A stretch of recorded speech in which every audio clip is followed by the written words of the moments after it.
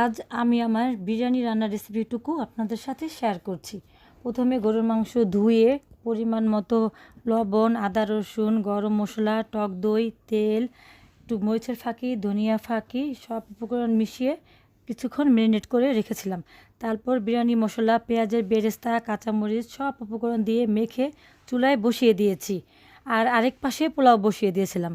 প্রথমে তেল, গরম মশলা, এলাচ কয়েকটা, তেজপাতা 3-4টা হালকা ভেজে আদা বাটা দিয়ে ঝরিয়ে রাখা পোলাও চাল দিয়ে কিছুক্ষণ ভেজে নিয়েছি। পরিমাণ মতো পানি দিয়ে লবণ, কাঁচামরিচ, দুধ দিয়ে ঢেকে নিয়েছি।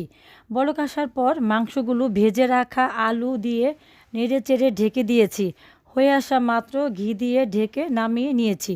অবশেষে গরম গরম বেরেস্তা দিয়ে পরিবেশন করেছি। আপনারা সবাই আমার থেকে খুব ভালো রান্না করতে পারেন আমি জানি, তবু আমি আমার নিজের রেসিপিটুকু আপনাদের সাথে শেয়ার করলাম। ভিডিওটি কেমন হয়েছে আপনারা সবাই কমেন্ট করে জানাবেন।